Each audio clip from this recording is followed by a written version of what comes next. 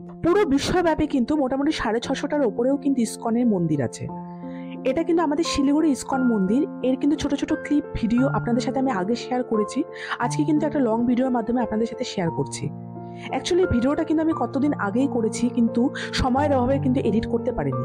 ISKCON এমন একটা মন্দির, যে কোনো সময় কিন্তু মন খুশি হলো বা মন খারাপ লাগলো, যে কোনো সময় কিন্তু এখানে গেলে কিন্তু বেশ ভালো লাগে। অনেক দূর দূরান্ত থেকে কিন্তু মানুষ কিন্তু এই মন্দিরটাকে কিন্তু ভিজিট করতে আসে।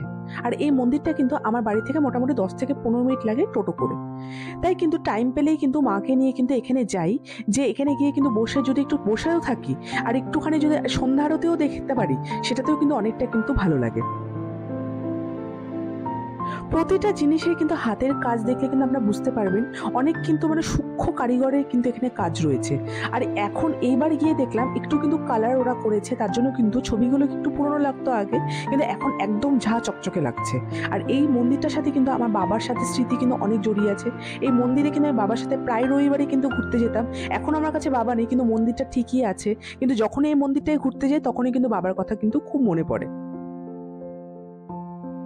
আগে যখন ইসকন মন্দিরে ঘুরতে যেতাম তখন কিন্তু এত ভিড় দেখতে পেতাম না, কিন্তু ইদানিং কিন্তু এখানে গিয়ে দেখতে পাচ্ছি বিভিন্ন কিন্তু প্রোগ্রাম, ছোট ছোট প্রোগ্রামের মাধ্যমে কিন্তু এখানকার ট্যুরিস্টের আনাগোনা কিন্তু আরো বেড়েছে।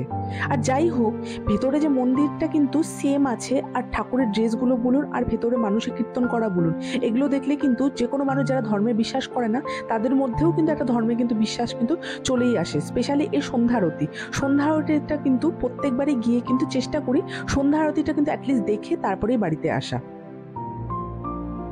আশা করি আপনাদের এই ভিডিওটা খুব ভালো লাগলো। আবার দেখা হবে নেক্সট কোনো ভিডিওতে। ততদিন পর্যন্ত আপনারা সবাই খুব ভালো থাকুন।